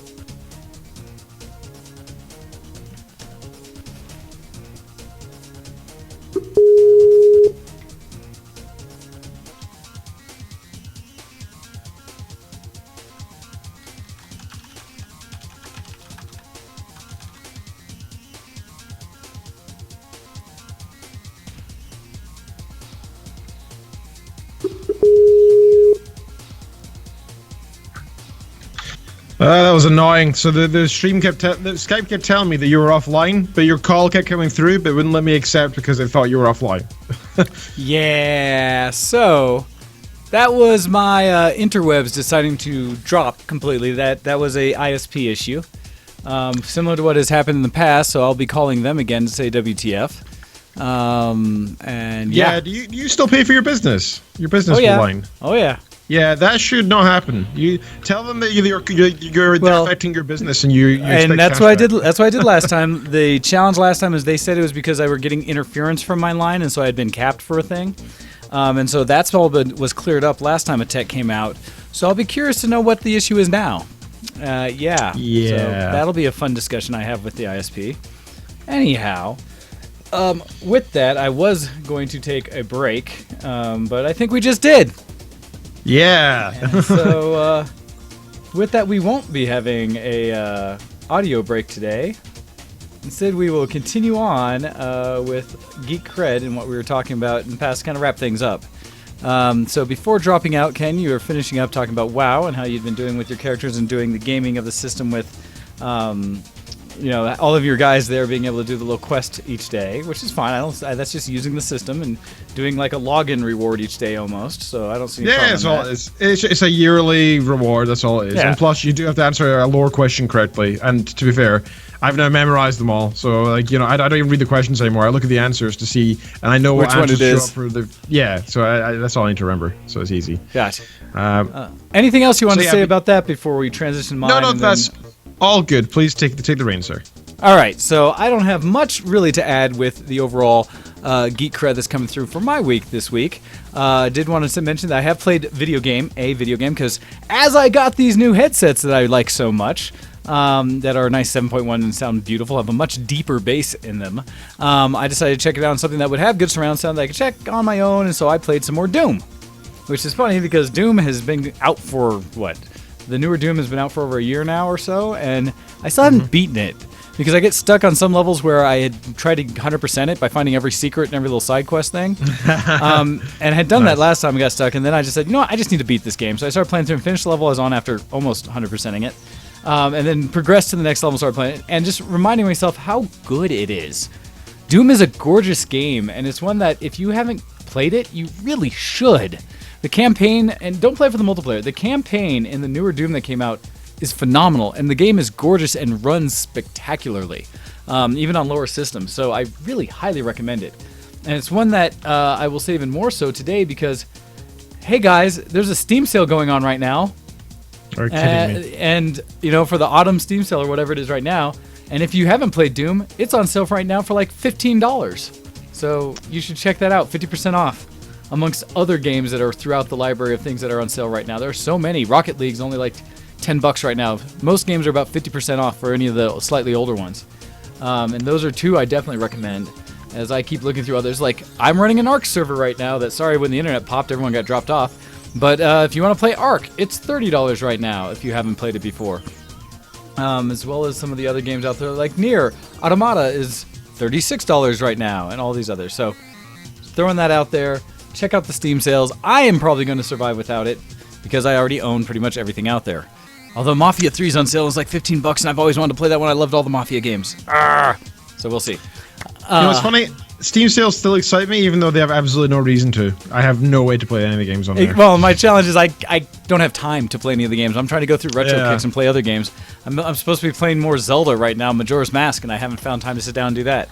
while editing photos and trying to post the audio broadcast from the show. Yeah, so many things, and yet I'm still excited for the whole sale. Oh yeah, so Handa, don't buy Battlefront 2. Everyone's boycotting it because of gambling in games. Yeah, don't buy it. Don't buy it. It's all about message. It looks like a fun game, but until they do loot crates correctly, which is not to give you bonuses and actually impact your game permanently, but only for cosmetic things like they do in Overwatch, don't. It's just Also, it is bad. how much is Darth Vader? Oh, I don't even paid attention to those things. How much it costs to actually get certain character It's unlocks. nuts. It costs like $80 for like they have to get the deluxe pack or whatever to unlock Yeah, Darth Vader. screw It's that just noise. nuts. Get better games. So you literally pay more for that advantage. Yep. So, which is the wrong way to do any kind of content in games. So we are boycotting that one. Yeah. So talking about my tech, I got the headphones. They're great. I played Doom with it, and it just sounds amazing. It's got a better bass in these. I was able to get them for basically $50 off, which you find them anywhere else. So $100 versus the $150 that they're running around for. So that's pretty nice. A third off. Like I said, I picked up that new OLED TV. It is absolutely gorgeous. Others can attest to that. I think Hyde could say what she thinks of it, as I have had people over for movie nights since in doing so. I have found myself, sitting in front of my TV more than I have for a while, trying to check it out and see what other content I can throw on it to make my earballs or my eyeballs bleed. For how beautiful it looks. I will say that because I don't have a new receiver yet, I've used the audio on it, and it does sound surprisingly good for just coming from the TV and not even being one of the upgraded LGs that have the nicer Dolby Atmos audio on it. So even with the just two 20-watt speakers on it, it sounds really good.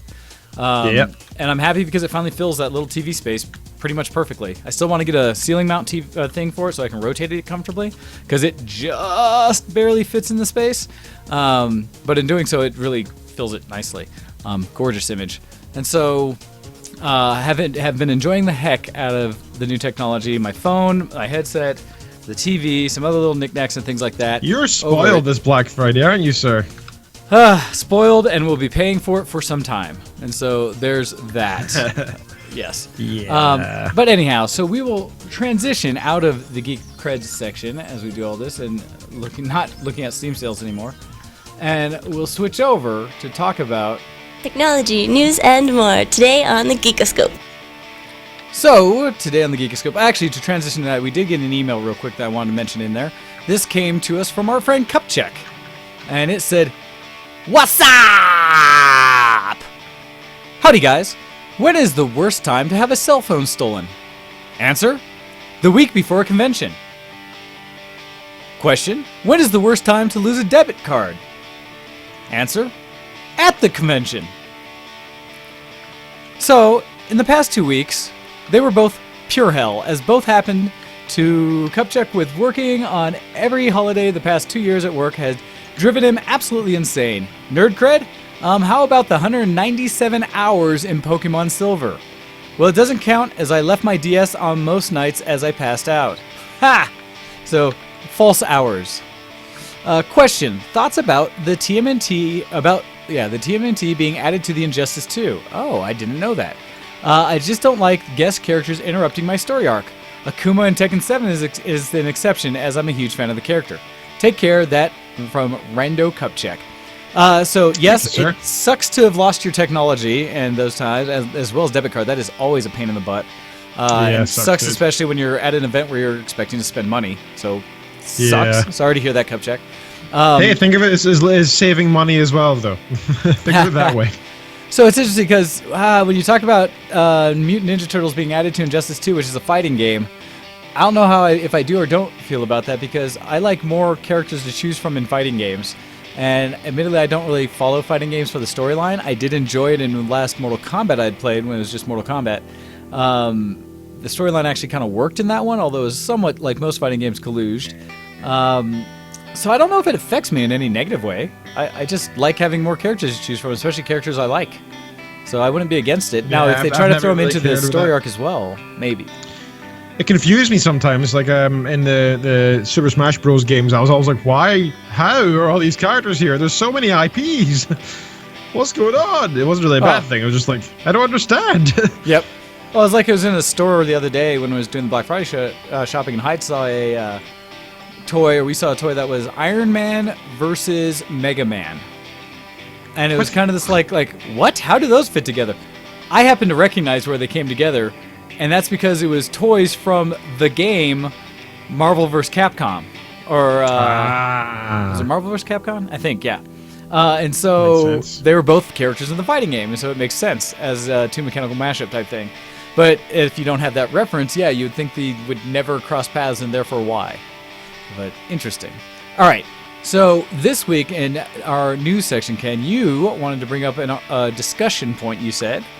And so I'm kind of curious to see what you have to lead us down. Yeah, so it's been a while since we did the Your Opinion is Wrong type thing, but this has absolutely nothing to do with gaming per se. But I actually spent a good chunk of time today looking into intersectional feminism, because I've had a lot of my I think I've had a lot of my perceptions of feminism in the past few years based on what a small minority of feminists scream loudly. Okay, we've talked about this before, how any group will sometimes, in a way, can actually turn off the entire point of something because of how they go about trying to make a point, and it can sometimes be done in the wrong way, and thus the original issue gets lost in people who are a little over the top. And because I saw so much of that crap of this small group of people who were like really loud and really, really sexist against men, saying things like, and they still exist, they're still around, there's still these people screaming these disgusting things such as kill all white cis men, if you're pregnant with a white male, just get an abortion and stuff like that. And that is just so abhorrently disgusting, right? It's just horrific. And that's always made me kind of be disgusted by feminism in the past. And I've come to a point where I've sort of said, you know what? I've realized that this is a minority, and while they are wrong, and while I think that a lot of third-wave feminists and modern feminists do have borderline, I disagree with a lot of them due to the positive discrimination elements, I still agree with the overall point of the actual movement. And so I still wouldn't feel comfortable calling myself a feminist because of this. Maybe I'd call myself a first or second wave feminist. I'd be happy with that. But I've actually seen recently, while reading through some stuff, that I actually, as a guy, I should not even call myself a feminist, some people would say. But apparently I should call myself an ally of feminists. In the sense that I cannot be a feminist because I am a white male, and I should not try to take the spotlight away from women. Which is a bit strange to me, because I don't see it as... I don't think my gender should ever matter in a policy, and that's partly why I still disagree with all this stuff, is because I've never seen... I don't think the gender of the person who's speaking or the race of the person who's speaking should ever matter, right? It should be a moot point, really. Unless you say, in my experience. If you're talking about the general points of view, then I think anybody should be able to stand up and talk, and people shouldn't be able to say, oh, shut up, you are this group. Problem being this so label intensive. Now, intersectional feminism, which I'm reading about today, I also had kind of a bad viewpoint on as well, because it was kind of this label approach to the extreme. It felt a lot like it was kind of who is the biggest victim contest. Like a case of, well, you know, you may be a feminist and a woman working in IT, but you know what, you're going to really... But there's also this black person who's also, I don't know, like Catholic. And so in the country that she's in, trying to work in IT as a black Catholic, she's got a lot more of these problems than you do. And so you can shut up. And they've started labeling these people who don't believe in intersectional feminism as white feminists, which is weird to me, because it's like, guys, you're fighting for the same thing, of the equality of women and stuff, and men and gender and stuff. Why are you trying to make a fight? Like, stop fighting amongst yourselves.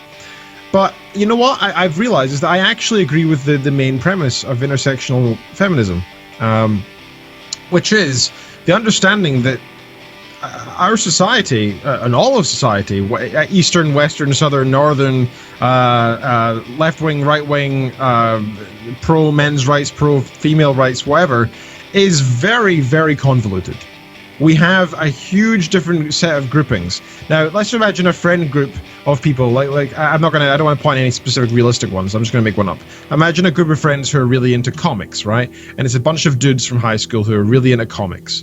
And they get a new female friend and they don't really care because they treat her the same, right? Whatever. But they'd have a friend who's new to comics and or only likes Marvel or only likes DC or something. They will treat that person differently based on that premise, right? Based on a bias. And that's a different, really strange and unique facet of society that we never really consider.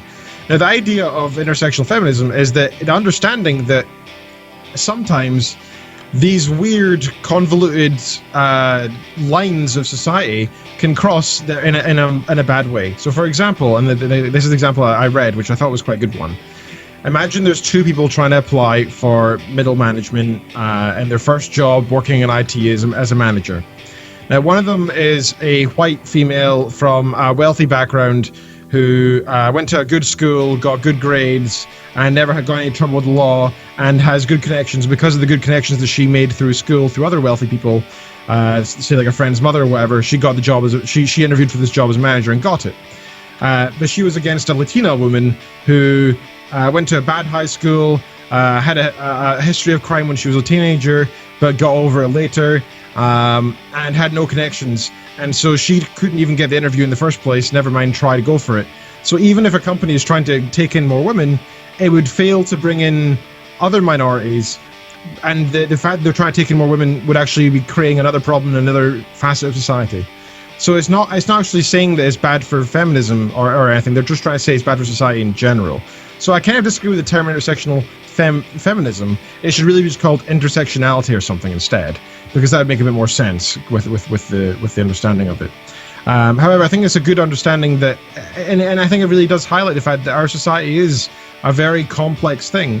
And so as a theory, I completely agree with the idea of it. We have a very complex society, and we should treat it as a complex thing.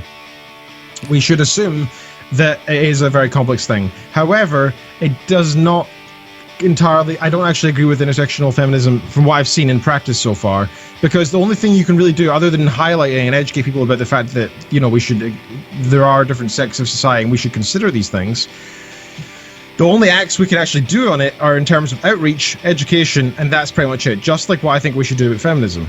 We can't actually actively do anything with many of these things. For example, if you try to only interview people for a manager position that meet the most victimhood level of you know, society. So if you are from a really tough background and you have a crime rate and you must also be female and you must also be you must be 62 and not had a job for 10 years and also be a grandmother, right? Like if we did that, it'd be not only positive discrimination, which is disgusting, but it also means companies are going to really struggle to find people who are actually good for the job if they're focusing so hard on trying to fix society. And I think our society would actually overall be worse off if we bring in people who are actually worse for the job every single time than actually just look for people who with good grades or good degrees or whatever, right? So it's a huge thing. It's a huge talking point. That's my general view on it in general. But I'm trying to just express that I've kind of changed my views on what feminism is, and I think I've come to a stage where I no longer have been influenced by the bad sections of feminism as much. I'm now at a point where I agree with the theory behind feminism, but I still completely disagree with any positive discrimination in society in general for any group. I don't think it works. I think the only thing we can do is education, outreach, and show people, hey, look at be inspired by these people who already exist in society, who have already breached certain gaps. But you know, we can't just excluding another group will not make this group flourish better, or will not be better for society overall. Okay, so if what I am understanding in general by everything that you've just stated there and what the issues you're looking at, because you're talking about a very specific piece that's being labeled as it is, it's kind of the overall challenge of wanting to provide the most equal environment for anybody that you can, and understanding that even within groups that have been identified as having similar issues as a whole, there can be differences and subclasses within that group. That the subclasses piecing is kind of what I'm getting out of the intersectional or whatever piece that you were talking about, regardless of what form it is, be it feminism or some other group of people that are pushing for a specific type of issue or agenda or something like that, is that even in there can be subclasses within. And the challenge, because this sounds like such a issue as itself as a whole, because I agree in the sense that it seems like any group that's trying to fight for a generally good cause should just look at together working towards that cause. That you can always find nuances to it that can pit one group against another, but in many ways that seems like counterproductive to the overall cause of just trying to make sure good happens for the entire group. And with that, my opinion is more a level of you should work. All groups who are fighting for inequality should work for equality, not for preferential treatment. And that equality of opportunity. And that's the key. Equality in the sense, I agree, of opportunity. I am one of those who, if you were to ask me specifically about things like affirmative action, I have a hard sells point towards it because while I may benefit in a lot of ways from the potential use of it, the idea that is if it's just a single category you're trying to bump up versus, to make the numbers better, I think that's necessarily not good. I think it should be based solely on your qualifications.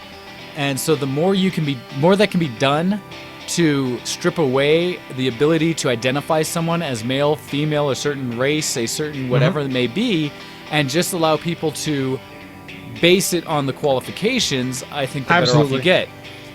Absolutely. I think CVs actually shouldn't even have names on them. I think it should really be to the point where we just say, here is a person with the following qualifications and history, and you don't get another name or anything. If anything, we should just have a number attached that people can look up that number if they want to look at history or whatever for, qualifications, etc. And beyond that, though, one of the problems will always be that at some point there needs to be an in-person kind of discussion interview or some way of actually interacting with the person, because you can lie and put anything on paper, and I think it's highly important to actually interact with someone to see if they're going to fit a team. And absolutely. It equally goes into a challenge with any kind of focusing on inequalities, is that there's going to still be a potential for bias that can never be pulled out through legislation or through rules and things like that. There's always a potential for someone to just have a gut feeling that they like one person over another, all things equal otherwise. And so you can't solve it. And the problem there is you run into these issues of how do you test to see if someone's doing some undue bias or not, and that gets very difficult. I don't have a good answer across the board for it, other than to say my recommendation is for everyone to look for equality. And like you said, equality of opportunity is kind of that subclass of it that's the bigger push. And we could go down so many nuanced, specific topics of this, but I don't think that would add anything to this discussion based on what the real subpoint is. I think people are just finding reasons to argue amongst themselves when they try to split groups even further down. Well, the one thing I think I could recommend to anybody out there who wants to try and do more in this side of thing is if you're ever an employer or anything like that and you're in a position of power and you're looking at a list of CVs, I would say this is going to be such a scientist in me here. Add an element of stochasticism to your search. Look at the best CVs, but bring in a couple of randoms as well, because you know what? Not only would that give them a chance, but in the end, when you're looking at people, the CV is partly just make sure they have the bare minimum, right? And even then you can say you want to make sure you can go a little bit further and see if they are the best or not. But if you have a little bit of random in there, you might, who knows, maybe you'll have somebody who comes out there who meets your team's requirements as a person. And I would personally, if in any team I can think of, I would always rather have somebody that gets on really well with my team, more so than somebody who has the right qualifications but can't get on with my team. Right, because in the end, it's they always call it in friggin' in business they call it your DNA, right? I hate that term. I hate it. It's just dumb. But the DNA, that's what I mean though. Your DNA means more than if you're hiring a programmer and say you need a Java programmer. I'd personally be more willing as a team leader to bring on somebody who knows C#, which is very close to Java, but it's not the exact same. But is a really good guy or girl who's willing to put in the hours and is a team player and puts in extra hours and real go-getter, etc., etc. I would rather that 1,000 times over somebody who knows Java inside out, but sits and doesn't talk to anybody, does the bare core hours 9 to 5 and takes 300 bathroom breaks a day. I would rather somebody who's going to be a good employee and a good person versus qualified.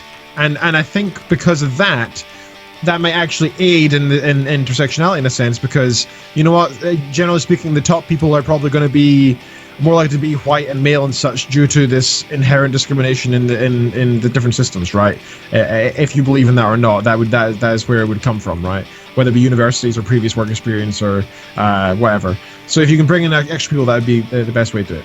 Now that was basically what I wanted to say, and I don't want to spend too long on this because no, and that's the thing. We could have entire in-depth discussions on this. In which point, I'd want to bring in some experts and sides of it to get better things. This is just us shooting off the cuff based on what we've experienced and know ourselves.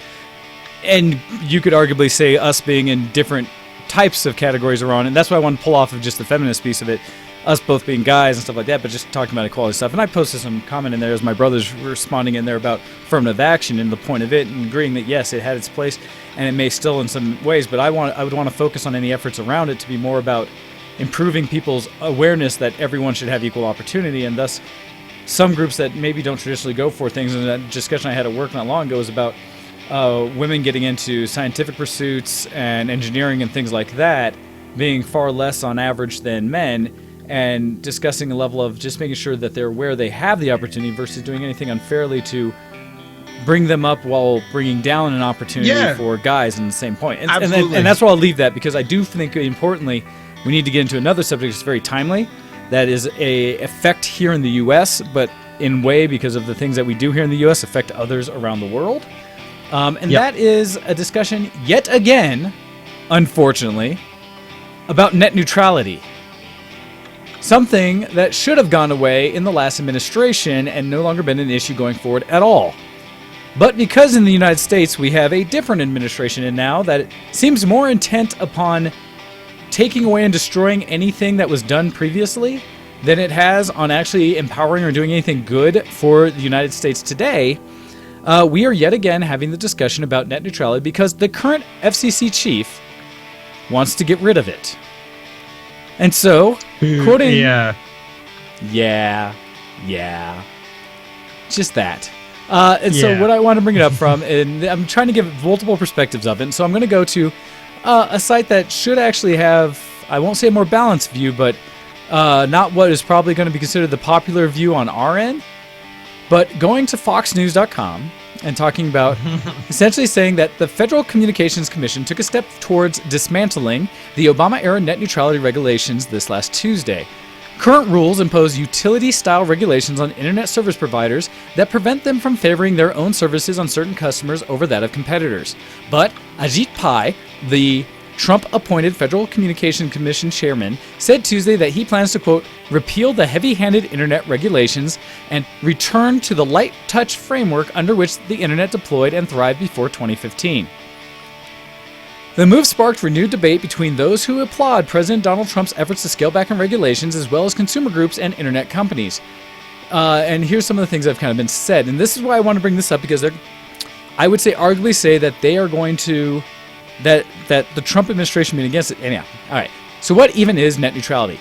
Net neutrality is the idea that ISPs must treat all legal internet data the same, regardless of whether it came from or who it came from, where it came from. It all has to be the same. Under net neutrality regulations, ISPs are not allowed to block or throttle, meaning slow down, websites or applications. What does the FCC chairman plan to do? Pai's plan is to repeal net neutrality regulation, and it will put to a vote by the commission, FCC commissioners on December 14th. This is why this is important. We only have about 2 weeks. Pai, 44, said that he believes net neutrality rules adopted during the Obama administration discouraged the ISPs from making investments in the network that would provide even better and faster online access. He says under his proposal, the federal government will stop micromanaging the internet. So, how could this impact consumers? Repealing net neutrality regulations mean consumers could start paying more for internet services. Consumers could also see ISPs start to, quote, bundle services such as certain websites or applications. Charge more depending on what a person wants access to.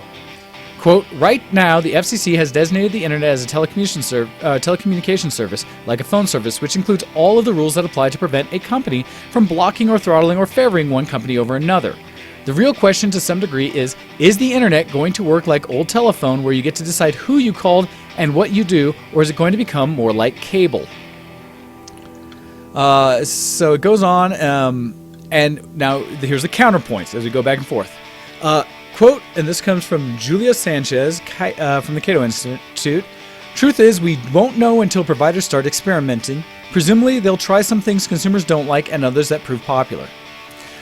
Essentially, what's coming back and forth is people who are arguing for the repeal of the telecommunication or what Obama's administration did for the internet providers is they say this will allow internet providers to do more things that they feel customers would like, give them freedom to provide things like packages. And packages are something that, admittedly, no ISP has stated.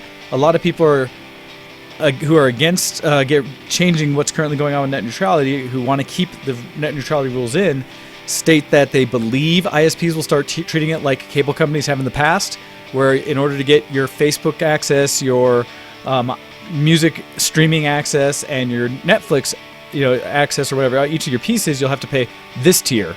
If you want, so your digital streaming package, your social media package, your high-speed online gaming package, they could all be considered different packages that they could presumably charge different tiers of prices towards, targeting certain groups, and could therefore go through and say, have deals where this ISP is deal with Hulu, while this other ISP has a deal with Amazon, while this one has a deal with Netflix, and thus you might pay differently on top of your regular service fee for those services to get access to them in a fast speed, to get your full speed network to allow you to do 4K streaming, things like that. Or even to an extreme, they might even block certain websites altogether if they want to. Essentially, they could. There would be nothing to legally stop them now from the Federal Communications. And so with that, there's a massive concern that it's going to negatively impact what we see the internet today based on if they get rid of net neutrality. Babs in the IRC is saying Congress will say all fun and games until the porn channels get slowed down. That's funny. And remember when this all came to a head, Netflix was creating private agreements with Comcast and others because they were throttling Netflix to the benefit of their own video or on-demand services. And essentially the big thing, and this comes from CBS's Money Watch, talks about, let's see, because net neutrality tells ISPs they have to handle all traffic equally, the end of this regulation could allow companies like Comcast to rely on a pay-to-play business model. For instance, ISPs could demand higher fees from content companies like Netflix in exchange for preferential treatment. With that, one of the things they say is that as ISPs demand more money from Netflix to carry its bandwidth clogging video stream, the additional cost will most likely, and this is the big thing, be shifted to the consumer. On the other hand, ISPs could provide more cost-effective channel bundles because they would have more flexibility in pricing, according to the Wall Street Journal. So that's trying to give like that either side argument. Yeah. Mike? So the thing with this is that while I like the idea of an open free market in a lot of ways, if they all start off on the same sort of even footing, because in that sense, the consumer, what they pay for sort of is like a vote, right? You're saying I vote for this, I vote for that. That's kind of the good thing about it. The issue is that it's not an even footing in the ISP market whatsoever. In fact, in the US, there's only really two big companies producing. So the key there is it's there's more than that. However, there's only usually 2 big companies per area, because they've actually sectioned up the United States in such a way that there is almost zero competition, to the point that some areas will split up in such a way that you only have one provider or the other. And although they will both be in the general area. Babs continues to say, it's like people forget that the ISPs in many cases have a monopoly status over a segment of consumers and thus should be regulated to prevent abuse. And that's really the big key from this. ISPs, gosh, how is this quote? There's a quote from way back when, I forget where it came from, but a general one for anybody is that if you ever expect a corporation to do something for the benefit of the people, you are wrong. Corporations do things for the benefit of themselves and their stockholders to provide and benefit more money. On occasion, the best public need and profit may actually coincide. They may follow the same path, and thus a company may make a decision that actually does benefit the public good. But if you leave it to companies to make the decision for how things should work for your benefit for the general public, you will lose almost every time.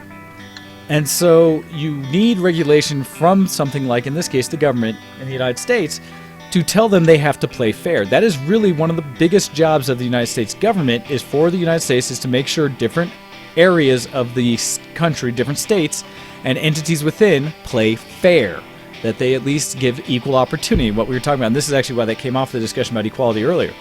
And I do want, personally, my equality of data. Reason being is I do a very diverse amount of things on the internet, and I would argue most people probably do as well and don't even realize it. I stream entertainment, both in the form of video and audio from multiple different sources. I happen to play video games, host servers for playing video games and things like that across multiple different services and locations and areas. You know, I provide this stream and this show for people hopefully to find entertaining and want to participate in that goes through those channels. I happen to do shopping online. I mean, I live most of my life online to connect to others. And I think more and more people do that as well. And one of the challenges being, we don't even know today what the landscape of the internet is going to look like a decade from now. But if we give up our right to have the internet be an equal playing field for all, it may not turn into the kind of internet it could. You know, I think of some hyper-realistic looks at the future of things like Ready Player One, where they talk about the oasis, the environment of VR that everyone eventually starts to live in, which you could equate to the internet today, becoming owned by a single company and what that would mean. How that company could then charge and force you to have access the way they want, not the way you could want, and would totally stifle innovation. One of the challenges and one of the concerns with getting rid of net neutrality is that small businesses that want to make a web presence and build up something would now have to pay additional gateways to be able to be seen on the internet, even for an ISP to provide their content to its users. Because this could go further down from just what we see as big streaming services, all the way down to nitpick websites, where for this website to even come up in a search or for any content from it to be visible, it takes this long unless you pay this premium service, or unless that company that has the website pays a premium service for it to even be listed. And so that's a big concern. And it's just, it is painful to see, and I hate when people do this, that they are willing to just give up for politics their basic freedoms and rights. And yes, there is risk that comes with freedom, but I think that's what makes it so beautiful.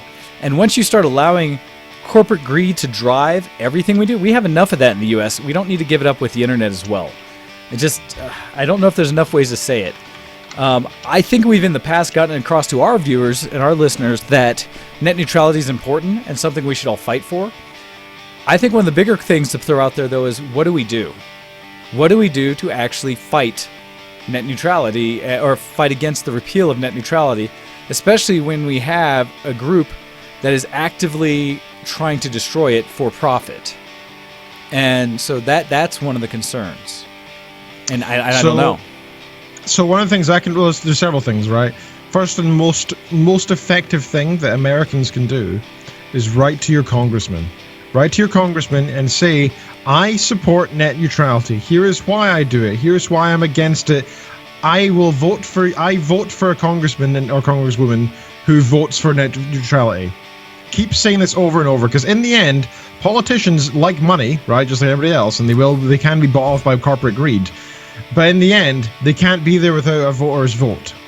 So just keep saying that you will not be there, you will not vote for them, and they will not stay in office unless they are pro-net neutrality. Tell your congressman that that's what you want as somebody who lives in their state, and they will have to listen eventually.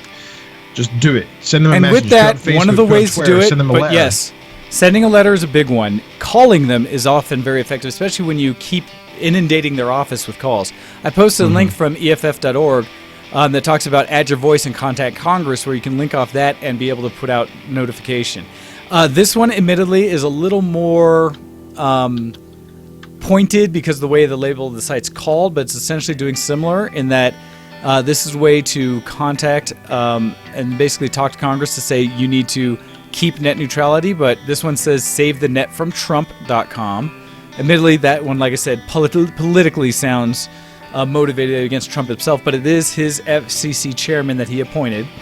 But really do recommend that you guys get out there and start sending some messages and talking. And I would say hold your congressman accountable that if they don't say something, that you won't vote for them again. It's the only thing you can do is to get them out of their jobs.